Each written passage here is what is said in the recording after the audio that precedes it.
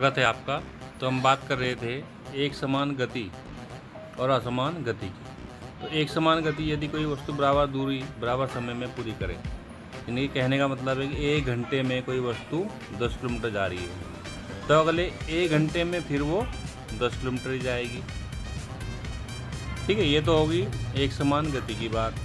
और असमान गति, यदि कोई वस्तु अलग अलग दूरी अलग अलग समय में पूरा करती है। अब जैसे ये 1 घंटे में चीज़ इतनी चली, 10 किलोमीटर चली, अगले 1 घंटे में वो 20 किलोमीटर चली गई, फिर अगले 1 घंटे में वो 5 ही किलोमीटर चल पाई। तो कहने का मतलब ये है कि एक उदाहरण ले लेते हैं। मतलब कोई ड्राइवर है, वो गाड़ी को एक समान स्पीड में चला रहा है, ठीक है, ना उसको कम कर रहा है और ना ज़्यादा कर रहा है। हर घंटे में वो समान दूरी तय कर रहा है। और दूसरा ड्राइवर क्या कर रहा है कि वो कभी गाड़ी को तेज़ चलाता है, कभी बहुत धीरे चलाता है, यानी कि हर घंटे में वो दूरी को कभी कम तय करता है, कभी ज़्यादा तय करता है। ऐसे ही इनके बीच में यदि ग्राफ खींचे तो ये जो ऊपर आप देख रहे हैं, ये दूरी और ये समय। टी क्या है? समय। और एस क्या है? दूरी। और ये समय, दूरी समय ग्राफ। माना कोई व्यक्ति, यहाँ इंसान लगा लेते हैं हम, 1 किलोमीटर, 1 घंटा, दूसरा घंटा, तीसरा, चौथा। अब 1 घंटे में कितना चला? 10 किलोमीटर, दूसरे में फिर 10 किलोमीटर, तीसरे में फिर 10 किलोमीटर, फिर चौथे में फिर 10 किलोमीटर। ये स्केल से नाप के लगाए जाते हैं इंसान। पैमाना मान लिया जाता है। पैमाना माना 1 सेंटीमीटर बराबर 1 घंटा, है ना, और 1 सेंटीमीटर बराबर 1 किलोमीटर। इस तरह से जो भी आसान हो उसको पैमाने को मान लिया जाता है। अब ये 1 घंटे में जब इनके दोनों को हम मिलान करते हैं, ये इस तरह से मिलान हो जाएगा, ग्राफ बन जाएगा, लगभग ये इसके बराबर आ जाएगा। और जब इनको मिलाते हैं तो ये सीधी रेखा में प्राप्त होती है। तो एक समान गति के लिए समय दूरी का ग्राफ सीधी रेखा प्राप्त होता है। अब दूसरा जान लेते हैं। मान लीजिए एस दूरी है और ये समय है। अब ये क्या कर रहा है? प्रत्येक घंटे में ये एक घंटे निश्चित रूप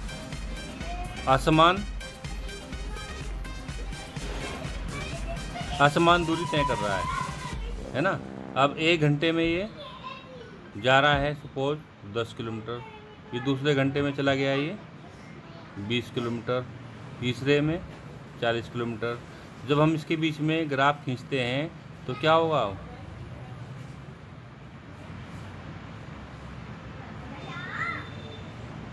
सॉरी, ये यहाँ को आए, यहाँ जब ये ग्राफ खींचते हैं तो इनको मिलान करते हैं तो एक वक्र रेखा प्राप्त होती है।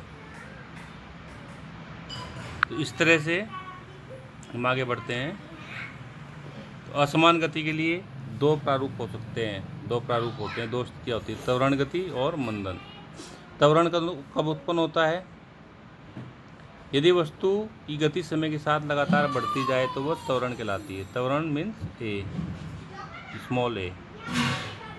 मंदन कब होगा? जब वस्तु की गति समय के साथ घटती जाती है, ब्रेक लगाने पर ही उत्पन्न होता है। तो ध्यान रखिए, जब ब्रेक लगाते हैं गाड़ी में तो ये मंदन उत्पन्न होता है, तो इसका मान माइनस में हो जाता है। बात करते हैं चाल की। चाल क्या है? गति के दर का मापन चाल कहलाता है। मतलब कोई गाड़ी चल रही है तो किस गति से चल रही है। माना वो 60 किलोमीटर प्रति घंटे की रफ्तार से चल रही है, तो ये क्या कहलाएगी? उसकी चाल। गति की जो दर है वही उसकी चाल है। वस्तु की चाल उसके द्वारा चली गई दूरी को समय से भाग देकर प्राप्त करते हैं। वस्तु की चाल यानी कि चाल बराबर क्या हो जाएगा? चाल को किससे व्यक्त करते हैं? v से। तो v बराबर उसकी जो कुल दूरी उसने तय की है उसको हम समय से भाग दे देंगे। s क्या है? दूरी। t क्या है? समय। और v क्या है? चाल। चाल बराबर दूरी बटे समय, जैसे यहाँ दिखाया गया है, चाल बराबर दूरी बटे समय, v=s/t। चाल एक अदिश राशि है, मतलब इसमें दिशा की कोई आवश्यकता नहीं होती, परिमाण होना चाहिए कि इतने किलोमीटर चली या इतने मीटर चली। इसमें दिशा की आवश्यकता नहीं है, किस दिशा में चली, अदिश राशि है। तो इसका मात्रक क्या हो जाएगा? तो हाँ, मात्रक की बात कर लेते हैं हम इसमें। देखिए, मात्रक बनाने का तरीका जान लेते हैं। अब हमने ये कह दिया यहाँ पे v= दूरी बटे समय, चाल बराबर दूरी बटे समय। अब मात्रक बनाने के लिए s क्या है? दूरी। दूरी को किस में मापते हैं? मीटर में, किलोमीटर में। यहाँ पे हम किस में लेंगे? किलोमीटर में। और ठीक है, इसके बटे में क्या आ गया? t। समय को किस में मापते हैं?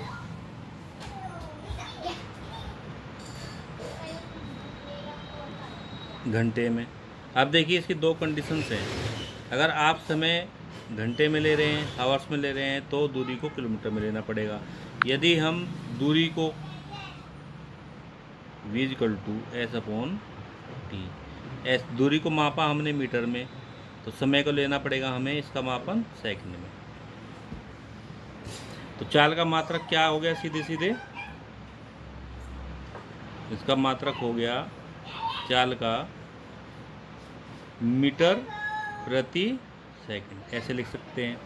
अब इसकी दूसरी कंडीशन आती है, जैसे हमने लिख दिया मीटर प्रति सेकंड। अब इसको दूसरे तरीके से कैसे लिख सकते हैं?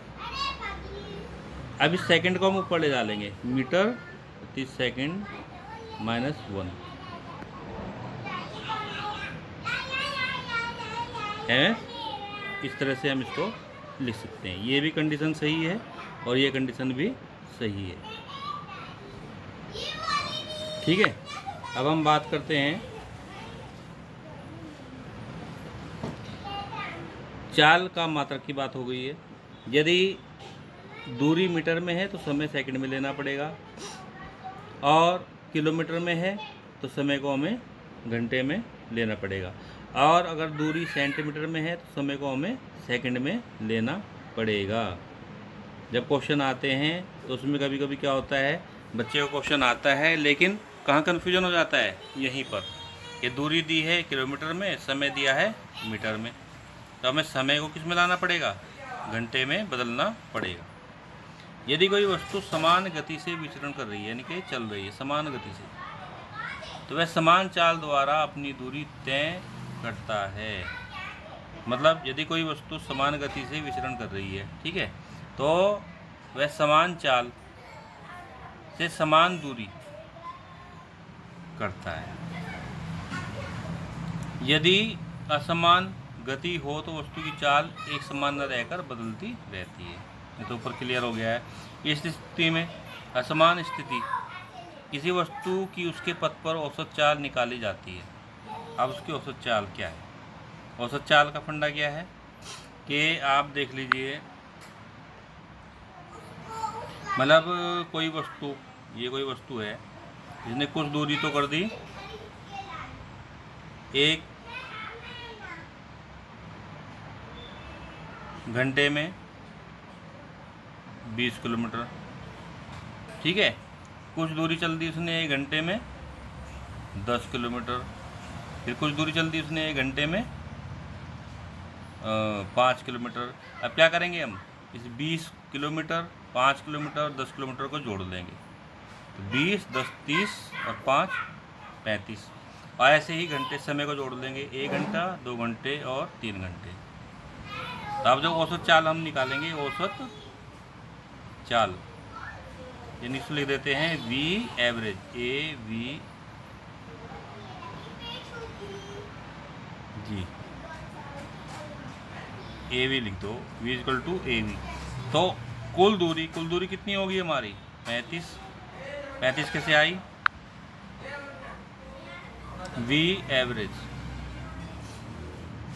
कुल दूरी कितनी आई?